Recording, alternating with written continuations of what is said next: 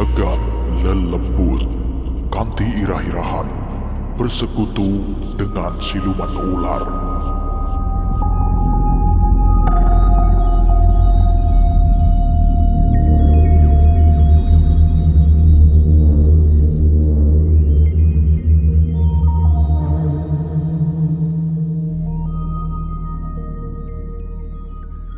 Assalamualaikum warahmatullahi wabarakatuh. Jumpa lagi di Jagat Lelembut.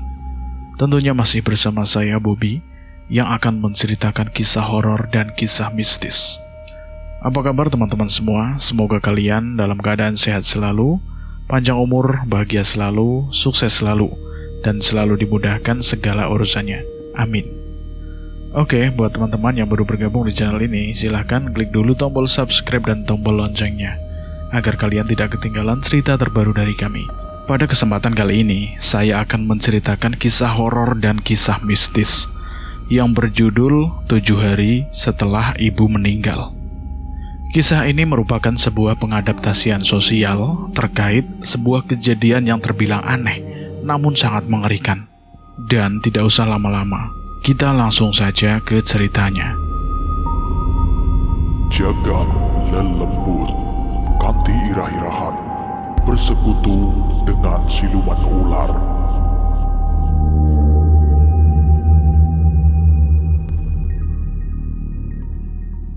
Kisah ini berawal dari keluarga Suci yang baru saja kehilangan salah satu anggota keluarga pentingnya. Dia adalah Ibu Mirna, ibu dari Suci sendiri. Ibu Mirna diketahui meninggal secara tidak wajar. Banyak rumor yang beredar bahwa kematian dari Ibu Mirna sendiri disebabkan oleh tetangganya sendiri yang melakukan pesugihan. Namun Suci sendiri tidak memperdulikan terkait kabar burung yang beredar. Ia lebih memilih untuk diam dan terus-menerus mendoakan teruntuk ibunya sendiri. Di hari pertama setelah kematian Ibu Mirna, Suci masih dalam keadaan sedih. Ia sendiri sering merenung dan memilih untuk menyendiri dengan waktu yang lama. Tampaknya, kehilangan seorang ibu seperti kehilangan setengah dari kehidupannya. Namun di hari pertama setelah meninggalnya Ibu Mirna itu, Suci sendiri seperti merasakan jika ibunya masih ada di sekitarnya. Arwahnya seperti terus-menerus mendatangi kamarnya. Dan di hari kedua kematian Ibu Mirna, Suci mendapati bau aneh yang sangat menyerbak dari kamar atau ruangan Ibu Mirna sendiri. Suci seringkali mencium bau melati yang tercium jelas di sela-sela kamar Ibu Mirna. Ia sendiri sempat menanyakan hal ini kepada ayahnya sendiri. Namun, ayahnya sendiri belum bisa mengatakan apapun. Dia hanya berkata, "Ibu kangen sama kamu. Dia mungkin mau nengokin kamu." Suci tidak tahu apa-apa terkait apa yang disampaikan oleh ayahnya. Dia menegaskan bahwa semenjak kematian ibunya, Suci tidak bisa tidur dengan tenang. Suci merasa jika setiap waktunya hanya dihabiskan untuk memikirkan mengapa kejanggalan demi kejanggalan sering terjadi dan diketahui olehnya. Lambat laun, kejanggalan itu menimbulkan rasa curiga yang mendalam bagi Suci. Baginya, kematian ibunya benar-benar sangat dirahasiakan oleh pihak keluarga, terkhusus baginya sendiri. Di hari ketiga ini setelah kematian ibunya, Suci berniat untuk mengecek ke kamar ibunya. Niat awal Suci adalah ingin membereskan bagian kamar yang sudah 3 hari tidak ditempati oleh almarhum ibunya sendiri. Namun, saat dirinya ingin membereskan kamar ibunya, Suci menemukan barang-barang aneh yang diletakkan di bawah ranjang tempat tidurnya. Di bawah ranjang tersebut sudah tersedia sesajen lengkap dengan makanan pasar. Lalu ada juga kemenyan yang mengepul kuat hingga memberikan bebauan yang sangat menusuk hidungnya. Suci kira ini adalah bukti kehormatan keluarganya terhadap ibunya sendiri. Namun, saat Suci mencoba untuk memindahkan sesajen tersebut, dia terkejut dengan foto ibunya yang sudah diletakkan tepat di bagian bawah sesajen. Loh, Ini kan foto ibu. Kenapa foto ibu ada di sini? Suci pun memandangi foto ibunya dengan rasa penasaran. Dia sejenak berpikir, jika memang ayahnya sendiri yang meletakkan hal ini, itu artinya ada sangkut paut antara ayahnya dengan kematian ibunya. Suci pun kembali meletakkan foto itu di tempat semula. Ia pun sekarang tertuju kepada lemari ibunya yang tertutup dengan rapat. Saat Suci ingin membuka pintu lemari itu, ternyata pintunya sudah dikunci dengan rapat. Suci pun mencari kunci di sekitaran kamarnya. Namun sayangnya, dia tidak menemukan kunci di sekitar kamar ibunya. Dari luaran, Suci mendengar suara ayahnya yang sedang memanggil-manggil namanya. Suci pun bergegas untuk segera meninggalkan kamar ibunya itu. Saat Suci sudah keluar dari kamar ibunya, Suci langsung berpura-pura menuju ke sebagian ruangan depan sambil membawa sapu dan serokan. Suci mencoba untuk menutup-nutupi terkait apa yang baru saja ia lakukan. Tak lama kemudian, ayahnya melihat Suci sedang menyapu di bagian rumah. Ayah Suci pun langsung bertanya kepada Suci terkait perginya Suci selama tidak berada di dalam kamar. Kamu kemana saja, Dek? Suci dari tadi di sini ya. Kenapa emangnya? Loh, ayah baru saja ke depan, tapi kamu gak ada. Suci segera mencari alasan yang masuk akal saat ayahnya berkata seperti itu. Oh, tadi itu Suci di belakang ya. Suci bersihin bagian belakang dulu. Pas ayah ke belakang, Suci lagi di depan. Cuman Suci lewat dari belakang pintu rumah ya, dan langsung ke depan. Tadinya Suci itu cari serokan, adanya malah di bagian samping rumah. Oh gitu, pantesan. Tadi pas ayah nyaut, kamu gak ada. Iya ya, emangnya kenapa ya manggil-manggil nama Suci? Tadi ayah nyariin kamu, karena ayah takut kamu masuk ke dalam kamar ibu. Loh, memangnya kenapa? Ya gak apa-apa, kamu jangan sampai masuk ke kamar ibu ya. Iya ya, emangnya ada apa sih?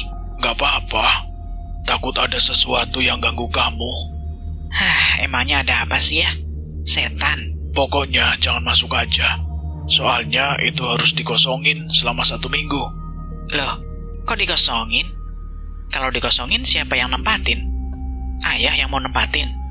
Iya, ayah yang mau nempatin. Di sini, Suci mulai agak curiga. Dia menimpali bahwa ayahnya masih menutupi kebenaran yang ia tahu sebenarnya. Faktanya, jika memang tidak boleh ditempati, mengapa ada pengecualian bahwasanya yang harus menempati kamar itu adalah ayahnya sendiri? Oh iya, makanan sudah siap. Kamu makan ya? Iya ya, nanti Suci makan sehabis beres-beres ya. Setelah ayah Suci menyuruh Suci untuk makan, ia pun pergi keluar rumah untuk kepentingannya sendiri. Belum tahu apa yang akan dilakukan oleh ayahnya. Namun, Suci sendiri seringkali melihat ayahnya keluar, bahkan sewaktu ibunya masih hidup. Suci tidak memikirkan apapun yang berkaitan dengan kegiatan ayahnya. Namun, tidak lazim rasanya jika baru saja terbuka. Akan tetapi seringkali keluar-keluar.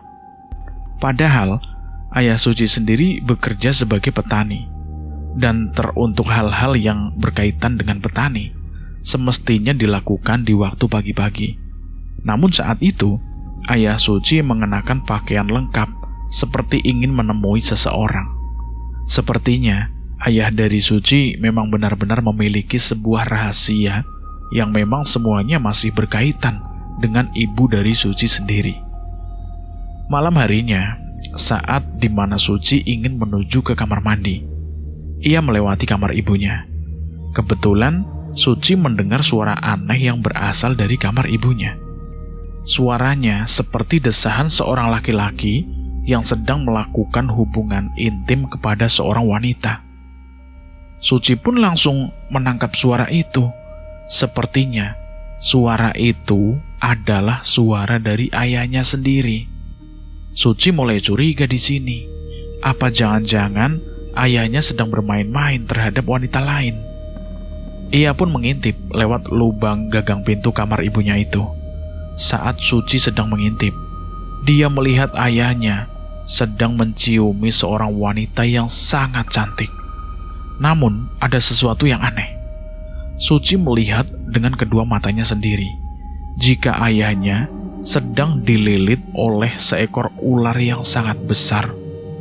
Suci pun langsung menutup mulutnya. Ia pun berlahan melangkah mundur sambil menutup mulutnya agar tidak bersuara. Setelah itu, ia kembali untuk masuk ke dalam kamarnya. Suci tidak jadi masuk ke dalam kamar mandi setelah melihat hal yang tidak mengenakan tersebut. Pantas saja Suci merasa jika hidup ayahnya benar-benar tidak masuk akal. Dengan penghasilan sebagai petani, ayahnya mampu mendapatkan hasil panen yang sangat melimpah tepat sehari setelah kematian ibunya. Kemungkinan besar ayahnya memang telah melakukan hal ini sejak lama. Namun karena dirinya tidak ingin ada anggota keluarga lainnya yang tahu, alhasil kejadian tersebut hanya ditutup-tutupi, dan sekarang semuanya sudah terbongkar. Suci pun tidak keluar dari kamarnya sampai akhirnya proses persetubuhan antara ayahnya dan juga siluman ular itu telah usai. Sembari mengecek luaran, Suci pun pelan-pelan menuju ke kamar mandi. Namun saat dirinya melewati kamar ibunya, rasa penasaran pun kembali muncul. Suci ingin sekali melihat ayahnya yang berada di dalam kamar ibunya itu. Akan tetapi, dia mendengar suara desisan ular yang sangat kencang, seperti suara ular asli yang benar-benar berada di dalam kamar. Suci pun dengan terpaksa langsung membuka pintu kamarnya. Namun, di saat dirinya membuka pintu, tiba-tiba seekor ular piton yang panjangnya 2 meter sedang melilit tubuh ayahnya. Ular itu merasa terusik dan segera memberikan gertakan kepada Suci. Suci yang melihat amarah dari ular tersebut langsung mundur beberapa langkah sambil berteriak ketakutan. Sedangkan ayahnya, wajahnya sudah memucat dengan mulut yang sudah terbuka lebar. Ayah! Suci pun langsung berlari untuk meminta pertolongan kepada warga yang berada di sekitaran rumahnya. Namun, karena saat itu kondisi sudah malam, tidak ada satupun orang yang lalu lalang. Warga yang keluar itu tidak ada. Suci pun langsung menuju ke rumah-rumah warga, sembari menggedor-gedor tiap pintunya untuk meminta pertolongan kepada mereka. Setiap pintu yang digedor, tidak ada satupun dari warga yang mau membukakan pintu rumahnya. Suci pun menangis sambil berteriak minta tolong, hingga akhirnya ada salah satu warga yang mau membukakan pintunya. Dia adalah seorang warga biasa yang sedikit mengerti terkait apa yang dirasakan oleh Suci sendiri. Dek, kamu kenapa menangis? Ayahku dililit ular. Tolong ayahku. Tidak bisa, Dek. Ayahmu sudah terikat dalam perjanjian. Tapi bagaimana cara melepaskan ular itu? Ambil tanah kuburan ibumu, lalu taburkan di atas ular itu. Ular itu akan takut dengan lemah mayat dari tumbalnya sendiri. Nanti ular itu akan lepas dengan sendirinya. Suci pun segera berlari menuju ke kuburan ibunya. Perlahan matanya terlihat dengan jelas sesuatu yang aneh di setiap kuburan. Suci melihat sayup-sayup bayangan putih dengan rambut yang panjang sedang terduduk di atas pohon. Lalu ia juga melihat sosok bayangan putih yang sedikit tercoreng dengan tanah kuburan sedang melompat-lompat di dekat pohon. Suci tidak memperdulikan hal tersebut. Ia memilih untuk segera mengambil tanah kuburan dan bermaksud untuk menyelamatkan ayahnya dari jeratan ular tersebut. Setelah Suci berhasil mengambil tanah kuburan tersebut, dia pun segera berbalik menuju ke arah rumah. Namun di tengah perjalanan, ia menemukan seorang wanita dengan berpakaian serba putih, sembari menuntun seorang anak kecil yang rambutnya acak-acakan. Dek, kenapa kamu kamu mau menyelamatkan ayahmu? Kamu siapa? Di desa ini, orang yang telah melakukan persetubuhan dengan Nyai Ratu. Dia tidak akan pernah lepas. Aku ingin menyelamatkan ayahku. Duk, lebih baik kamu jangan ikut campur. Ayahmu sudah bukan milikmu lagi. Tiba-tiba, perasaan merinding pun begitu terasa dari bagian bawah hingga ubun-ubun kepala. Sosok wanita dan anak kecil itu berjongkok ke arah lain, sembari tertawa melengking. Astagfirullahaladzim. Ya Allah, lindungi hamba-Mu ini ya Allah. Suci pun kembali bangkit. Ia pun langsung menuju ke arah rumahnya. Namun di sepanjang jalan, ia melihat beberapa warga dengan wajah yang sangat asing. Sepertinya itu bukan asli warganya di desanya. Warga itu sembari mengatakan, "Oi, mulih cepat mulih." Suci pun berteriak sambil meminta tolong agar segala gangguan-gangguan yang ada di sekitarnya itu segera dihentikan. Sampai akhirnya pundaknya ditepuk dari arah depan. "Sudah diambil lemah layatnya?" Sudah Pak, sudah. "Mari aku bantu." Akhirnya warga itu pun ingin membantu Suci yang benar-benar sudah kewalahan. Ia pun segera menuju ke dalam rumah, lalu menuju ke arah kamar Ibu Suci. Saat mereka berdua datang, tiba-tiba lampu kamar itu menjadi mati. Tak! Lalu, dari bawah ranjang, keluarlah seorang wanita yang sangat cantik. Wong iki wis berjasa karo aku. Tapi krana wong iki ora gelem numbalke anake dhewe. Dadi aku sing gawe keputusan. "Keputusan apa? Apa keputusanmu?" Keputusan kanggo njaluk tumbal. Tanpa berlama-lama, sosok wanita itu berencana untuk menyerang Suci. Namun, warga yang tengah memegang lemah layat itu langsung menaburkan tepat ke arah wajah dari sosok wanita ular itu. Piar! Tentu saja, wajah dari sosok wanita itu tiba-tiba terbakar, lalu menghitam dengan sendirinya. Sosok wanita itu pun langsung menghilang dengan sekejap, tepat kepulan asap memenuhi ruangan itu. Namun, di saat lampu kamar mulai menyala, Suci dan seorang warga tersebut terkejut saat melihat ayahnya sudah meninggal dunia dengan wajah yang sudah pucat dan mulut yang menganga lebar.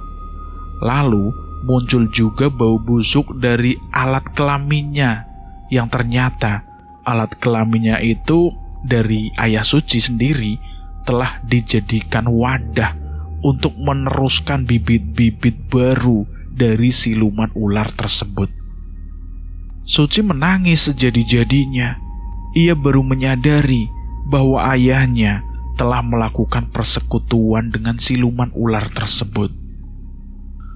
"Ibumu meninggal karena ini," jelas warga itu yang ada di sebelah Suci. Suci pun masih tidak percaya jika kedua orang tuanya meninggal dengan cara yang tidak mengenakan. Hari itu benar hari yang sangat memukulkan bagi Suci. Suci sendiri benar-benar merasa hancur saat itu. Selanjutnya, jasad dari ayah Suci pun dikubur dengan letak yang sangat jauh dari pemakaman warga. Pasalnya, warga tidak ingin jika tempat pemakamannya terdapat pelaku pesugihan. Walau bagaimanapun juga, Suci tetap menerima ketepatan itu.